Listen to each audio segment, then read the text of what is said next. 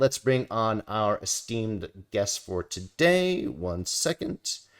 And there you are. Hey, Bryan, how's it going?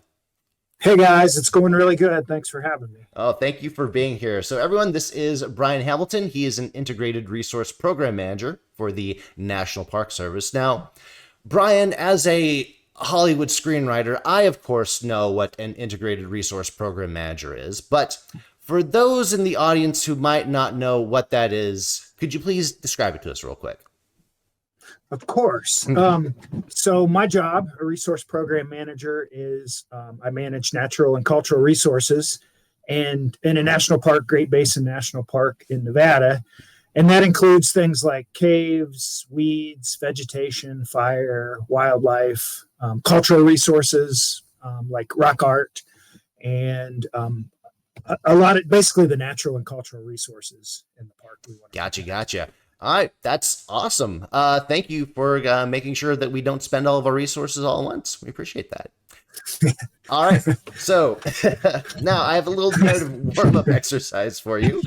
Now, I like to, before we jump into your narrative today, I would like to give you an ABT prompt. I want you to come up with an ABT on the spur of the moment, and the prompt is going to be, what brought you to this career path? So I'll give you a second to think about it as I describe this to our chat. So we often do this for our ABT hot seat sessions where we work on people's live verbal ABT skills, because it's kind of a handy thing to have the meeting. Someone wants to, suddenly your boss calls on you and says, hey, where exactly are you at with this project? It helps to be able to, at the spur of the moment, whip out an ABT to be able to say, hey, boss, this is what we've been doing, but we're currently having this problem. Therefore, we're going to be doing this thing. So having the skill to be able to whip up on the spur of the moment ABTs is really kind of handy to know. Also, having an ABT in your back pocket of how you came to your current career path, how you ended up in the job that you're in, is also pretty good to know. So how's it going, Bryan? You think you're about done cooking for your ABT? I'm ready to get. I'm ready to go. All right, what do you got for me? What is the ABT of how you ended up in your current career path? Well, I always, from the time I was really young, I wanted to be a scientist, a biologist, and help wildlife. And I was able to do that as a wildlife biologist for about 20 years. I got my PhD on rattlesnakes and energy flow and things like that. And it was a really very fulfilling career that I really enjoyed, and I'm still super passionate about it. But I realized that this manager job was really important too, that somebody has to do the book, keep up with the bureaucratic paperwork, keep the money flowing. And in order for people like biologists to do their job, they need that person in that management role. Therefore, I tried out for the job in an acting detail and did it for about 3 months, kind of knew what I was going to get into. And then I took the job, and I really like it a lot more than I thought I would. It's a lot more people than animals. That was excellent, Bryan. It's almost like you've taken our class before. Yeah. You had this kind of great value chain. I'm trying to figure out if I could put it into words. This value that kept up throughout the entire ABT of wanting to, maybe put it in a better way than I am, but helping to protect and conserve nature is that kind of the value that you? That is very that's very important to me. That's kind of what drives me. Yeah. So it was interesting because you kept the value all throughout. It's almost like so I wanted to I had this value of wanting to protect and preserve nature, and I did it as a biologist for all these years. But I realized. And you kept that value into your butt, and I'm just wondering if we could hit that a little bit harder. But I realized, and I thought I was, how can we create more of a narrative contrast from the end of the butt? And I thought that I was doing everything that I could to do my part to protect and conserve nature. But I realized there was this way I could have deeper impact. Maybe that's the butt. But I realized, but I could have deeper impact by taking a step back into a more management role. Instead of being just me out there preserving and protecting, I could enable so many more people to be able to preserve and protect as well. Is that kind of the right narrative track? That is very, Very well said. Yes, that's Awesome, what I was awesome. kind of trying to get at. Yeah, you were. I feel like you were basically there. I just tweak. I really just made like a little really minor tweak to it. So that, yeah, like I said, Brian, that was excellent. So, ladies and gentlemen, that is how it done. That is how it is done. Thank you so much. All right, let's jump into your actual ABT for today here. And ta-da, here we go. So, Brian, wait, before you even read this one, do you want to give me a little bit of background as to why this ABT? Yeah. So I'm really interested in bats, and I've been working with bats for about 10 or 15 years. And I also do a lot of fire management activities in the park where I work and across Nevada. And right now we're working on a conservation plan, the Nevada Bat Conservation Plan. And it's a really important topic, but I realized that the fire people and the bat people aren't communicating. So they're sort of, Oh, and this thing that has huge potential to affect these bats is not being integrated into bat management. So that's where I'm coming from.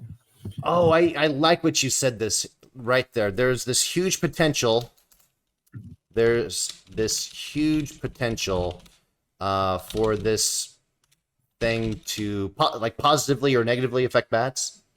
I think mostly positively, Okay, but also positively. negative. Yes. Let's focus on the positive for right now. Think to Yeah. positively affect bats. But how'd you put it? But it's not being utilized. But it's not being utilized by the bat biologist. Yep. By the bat biologists.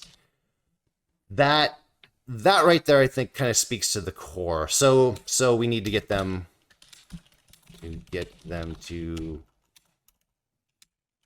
utilize it. And this is more almost speaking to a more specific audience. I feel like your original ABT might have been on the general, like very, very wide-ranging general side, but this is speaking to more like a specific.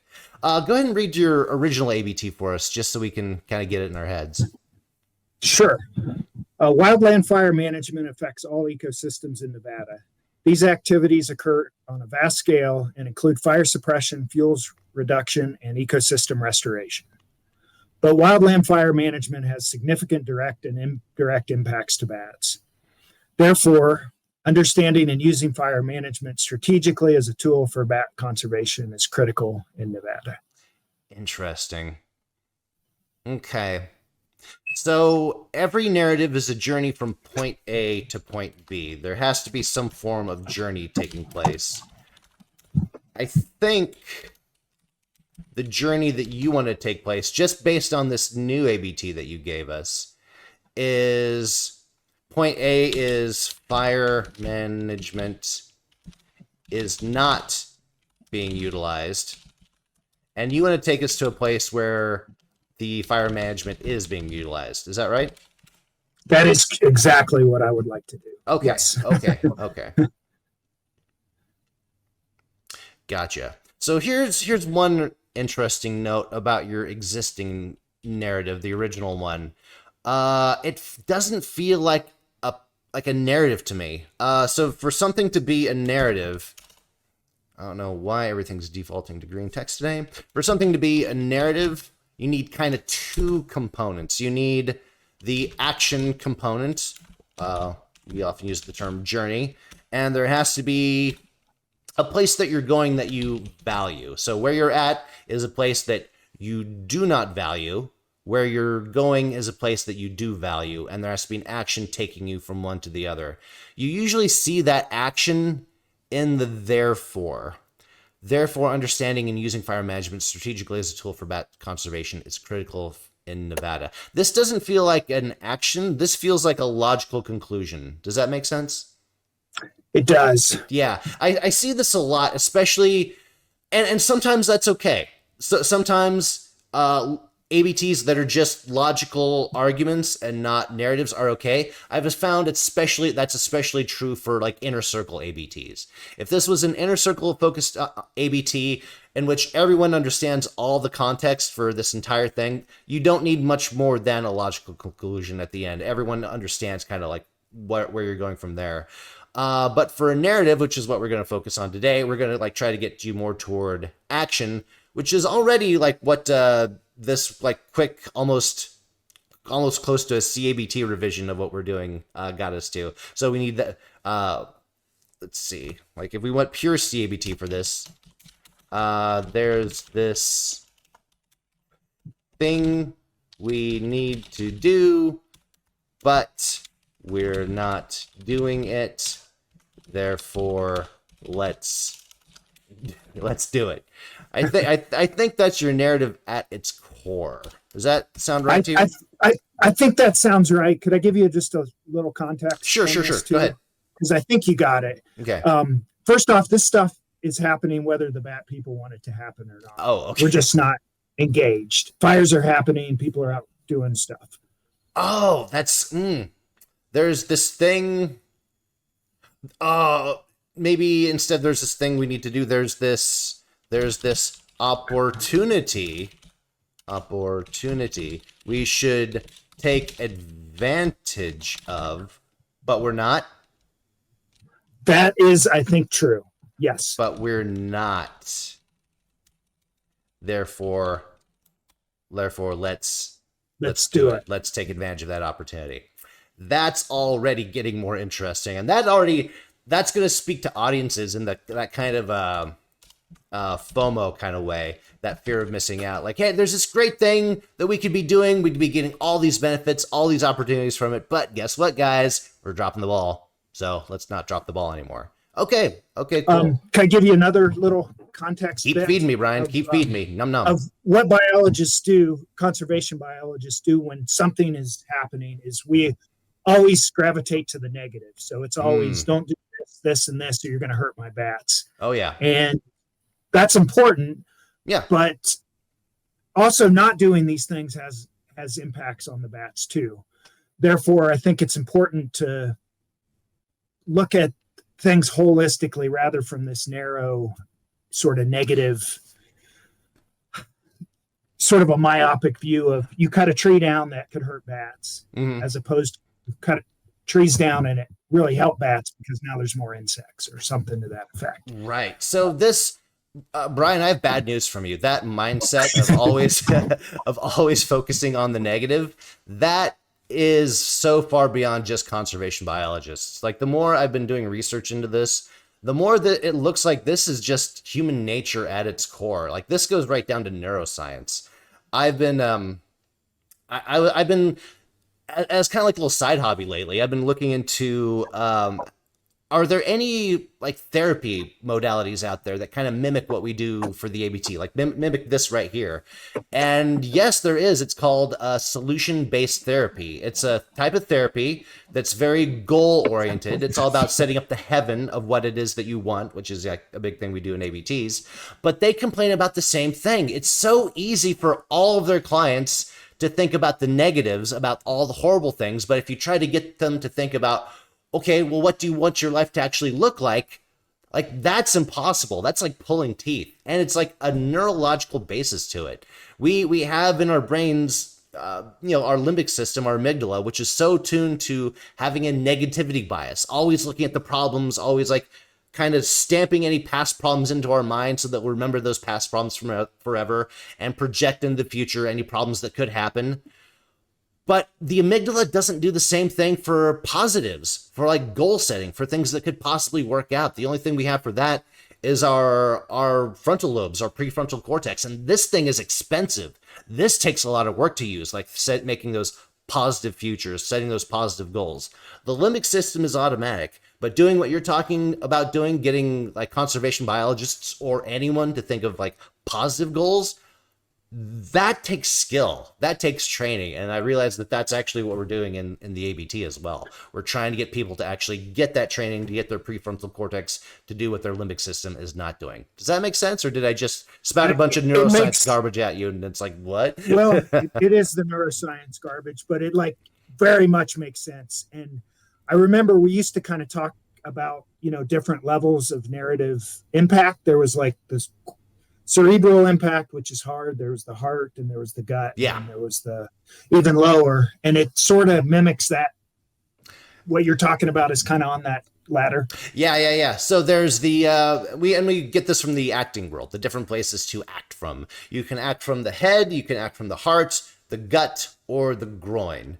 And it's for the heart, like what's easy to act from the heart is, and actors will tell you this too, it's easy to act from the heart or the gut in a fearful way or a worried way or an angry way. Those are emotions that are easy for actors to act from. But tell an actor, all right, this is the best day of your life, you just won the lottery. Actors have a hell of a time with that. Like it ends up feeling fake. It's very hard for them to get in that mindset. Those are like all of the negative emotional mindsets. We have so much practice at those things to our limbic system and remembering what those are like and being able to feel those like negative memories from the past. But for the positive, it's so much harder. It's so much harder. So we're actually having to use our brains, our heads, to retrain our hearts to think in more of a positive way. And this research tells us that it's the positive future goals, getting those set in your mind where you're thinking, oh, this is how good the world could be. That's what gets change. That's what brings about change, and that's what makes people like actually get on board with causes and initiatives and whatnot. So that's the hurdle that we have here, Bryan. We have to basically we have to do our job, since the prefrontal cortex, it takes so much effort to think of the good things. We have to think of the good things for our audience. We have to do this heavy lifting for them to make it easy for them. And once they're like, oh, that's a great thing, then they'll jump on board because, well, I mean, you did the work for them, and it's the good things, it's the good goals which get people to jump on board. All right, enough of that. Let's toss that to the side. Let's actually get back to work here. So where the heck were we? So fire management is not being utilized. We're missing out. And fire management is being utilized. We're not missing out. So we want to get to this point where we are not missing out on this great tool that we could be using. Okay. Let's talk about narrative contrast here. So you're familiar with the Matthew template, right, Bryan? Heaven, but hell, therefore action. Yes. We've actually... Did I get it? Yes. But you got the old version. We've actually tweaked it a little bit. So now it's more like earth and heaven, but hell, therefore action. And I would say you did a pretty good job on the earth and heaven. So Wildlands Fire Management affects all ecosystems in Nevada. This is just kind of like a neutral statement. The earth is a neutral statement, just getting us familiar with the topic.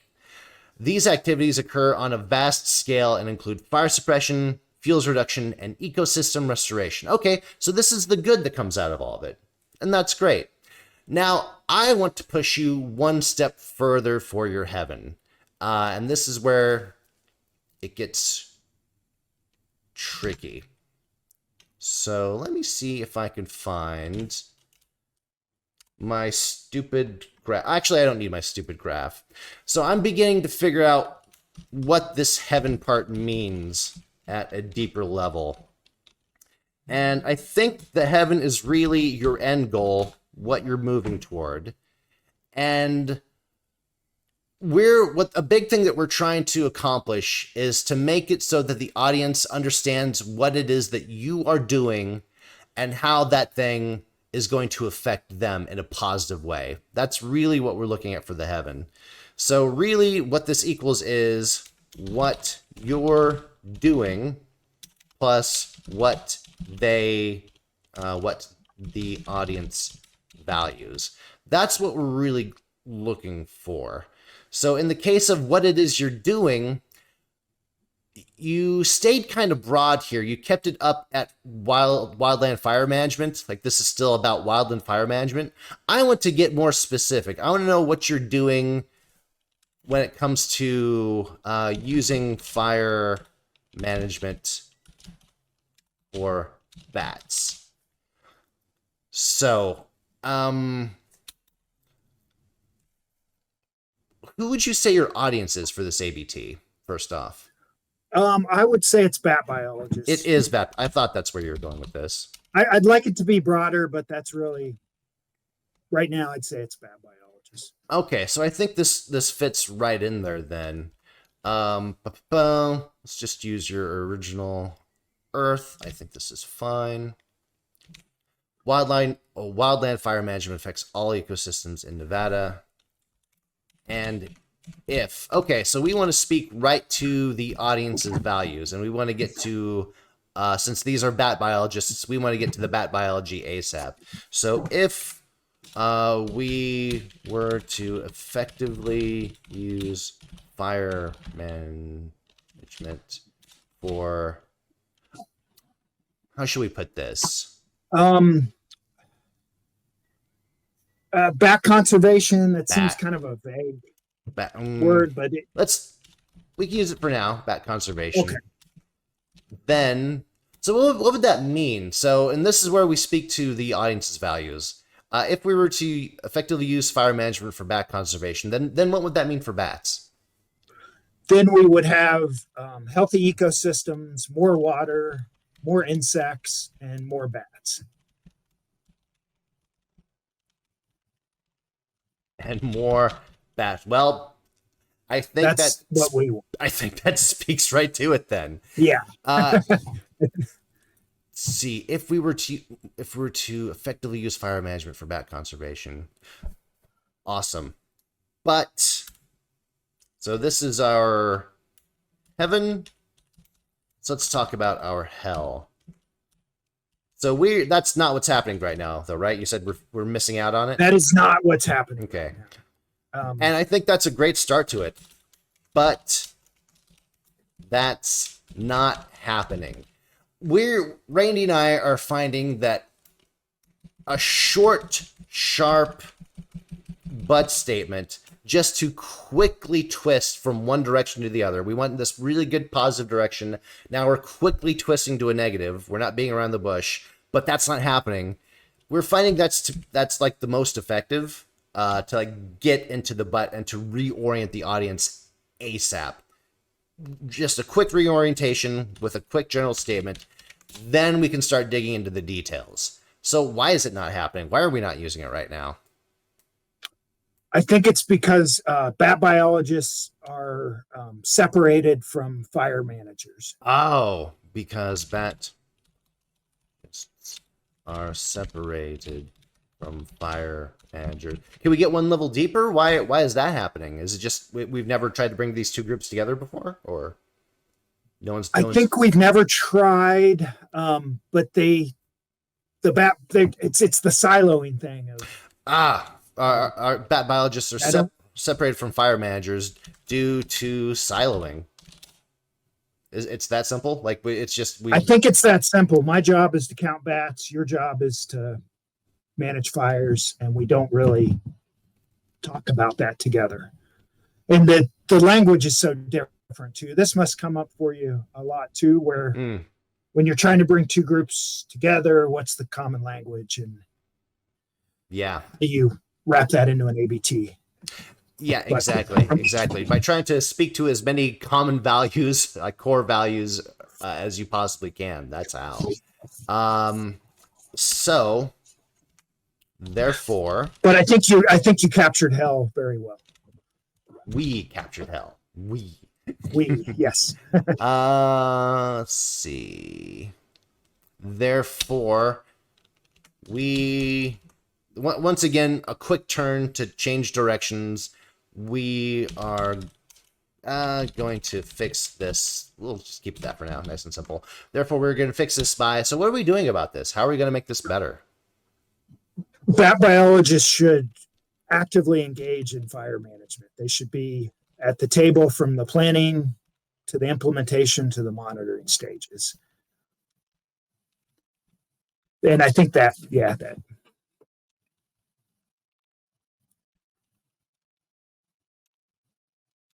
Gotcha. By having bat biologists actively engage in fire management from implementation to monitoring stages. Are there any like really specific plans on like doing that in the future? Like anything on the timeline? Yeah, I think this bat conservation plan it's intended to do that and encourage people to do that. But in the park where I work, as a bat biologist, I've been able to work with fire management to do things that hopefully will benefit bats. So I'm kind of a living example, but now how do I spread that How do you to my propagate that to the peers? rest? Yeah. Gotcha. And that's for you to work on. I would like you to get that specific eventually in the future, like how exactly, because right now it's still a little bit on the vague side by having bat biologists actively engage in fire management through, and it'd probably be from implementing to monitoring stages through a new program XYZ or something like that. Yeah, getting nice and specific to how exactly you're going to go about that, or through either through a new program or through education or whatever it is that you got. But that's always what we're pushing you toward, the real specific, how exactly we've set up this great heaven in the blue. How exactly are we going to get there? What are your steps to get there? Does that make sense? It does. And one nugget I would throw out for action is that by the time you move to implementation, you've kind of missed your opportunity to influence things. So it's really planning, and this often happens a decade ahead. So you really have to engage during planning, which seems very abstract because nothing's happening for 10 years. Right. By the time we're lighting fires, it's too late. Like, can we make our hell even more hellish with that? And if bat biologists aren't brought into fire management early in the process, early in the planning process, then how bad can things get? Well, you could kill a lot of bats and bat habitat, and also you won't effectively create good habitat because you're not advocating for bats. Yeah.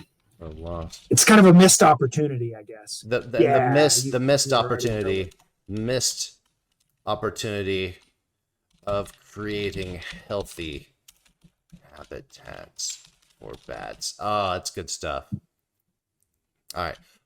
Wildland fire management affects all ecosystems in Nevada, and if we were to effectively use fire management for bat conservation, then we would have healthy ecosystems, more water, more insects, and more bats. But that's not happening because bat biologists are separated from fire managers due to siloing, and if bat biologists aren't brought into fire management early in the planning process, then it can mean the destruction of bats, bat habitat, and the missed opportunity of creating healthy habitats for bats in the future. Therefore, we are going to fix this by having bat biologists actively engage in fire management from implementation to monitoring stages through a new program, XYZ, or through education, or blah, blah, blah. There's one place here that I would like a little bit more. If we were to effectively use fire management for bat conservation, could you give me some examples of what that looks like, of what, like how you would effectively use fire management? Yeah, we would prevent weeds. We would encourage more productive ecosystems, and I kind of said more water, but by controlling fuels, you kind of make more water available. Preventing weeds. I don't know if that. Controlling, such as preventing weeds and controlling fuels. Then we would have healthier ecosystems. Go healthier ecosystems, more water, more insects, and more bats. Okay, great. That's kind of what I was going for. All right, the saying I always like you guys use, the power narrative rests in the specifics. Yes. Is that it? Yep. That the power storytelling rests in the specifics. Yes. Yep. Absolutely. Yeah. Especially for the if then. I'm very proud of you, by the way. I did not have to push you very hard for the then. Usually it's like pulling teeth. And that's what I was talking about earlier. Getting people to think about how good the future could possibly be is hard. It's so hard because our brains are literally more wired for this. This is easy. This is hard. And we are finding that this is like 80 to 90% of our work, which is unfortunate because it's also, we're finding the most important part. This is the part that motivates people. Oh, got a comment from chat from good old Bill Dorr. Is the problem that bat biologists aren't invited to the fire management conversation, or that they aren't trying to get themselves a seat at the fire planning table? Ooh, what would you say to that, Bryan? That's an awesome question, Bill.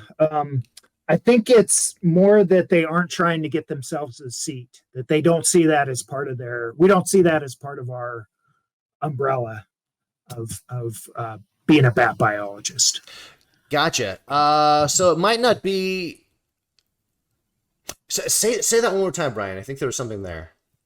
Yeah, I think that bat biologists would be welcome at the table, but we don't see that as our wheelhouse, our area of expertise. So maybe it's not just siloing. Bat biologists are separated from fire managers due to siloing or a lack of understanding of how important this is and how valuable that biologist input would be. So it might just boil down to education, really. It might just boil down to, this might be the key one right here. I think as we've drilled into this is exactly that. Like, I need to convince my peers that it's very important to be engaged in fire management planning. Right. That's interesting. So, okay. That's what I'm trying to do with it. Like, my audience in this plan is my peers, and I'm trying to convince them that, hey, this is your job too. So this is interesting. So this might be a case of external versus internal facing ABTs. So internally, you know that the reason bat biologists aren't getting on board with this is that they're just lacking the education. Like, if they knew what impact they could have, then they would be jumping on board with that. I don't think that's your external facing ABT, though. I think, because it usually doesn't pay to tell someone you're uneducated. That's usually not a good way to go about things. But that's not happening because I think maybe just keeping it to siloing.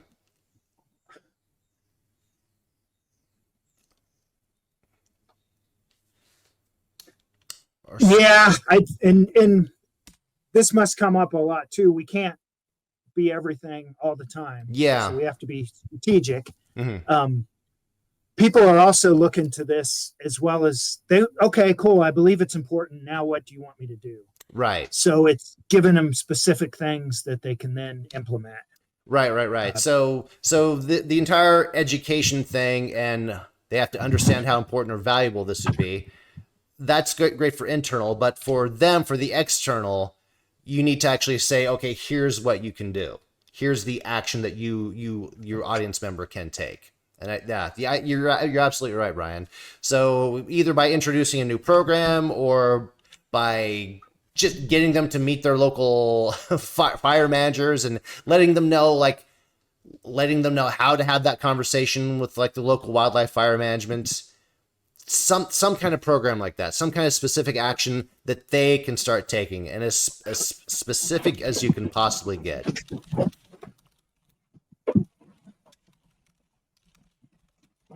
That's what you need. So you don't have anything like that currently in place? We really don't. You don't. That is okay. That is true. Okay. So for your internal facing ABT, you would say the reason that this isn't happening is because they don't have a lack of understanding. Therefore, we need to get them educated, and that might be how you'd get NPS management on board with having you go off and do this crusade. When talking to the actual biologists, though, I think your narrative needs to be a little bit different. I think it needs to focus on, you guys are separated due to siloing. Therefore, here's the specific action you can take to start breaking down that siloing and getting things done. Is this all tracking? It is tracking. Okay, yes. Great. Yep. Yeah. So internal facing ABT, external facing ABT, keep the two separate, and I think you've got it. For your external facing ABT, let's just keep focused on that because I think that's the important one here. We already figured out your CABT. There's this opportunity we should take advantage of, but we're not. Therefore, here's how you can do it. So one last thing here. Let's try to figure out your Dobzhansky template for this. Nothing in. So, and let's do this external facing. So this would be for the bat biologists. So nothing in. Let's see. I think it. I think I kind of have it. Oh, go for it. So nothing in Nevada bat conservation makes sense except in light of fire management. Bold statement, but I think there is actually a lot of truth to that. It's like we want to go out and study the bats. Where do they do? What do they eat? Mm-hmm. But you've got this thing that's happening everywhere all the time.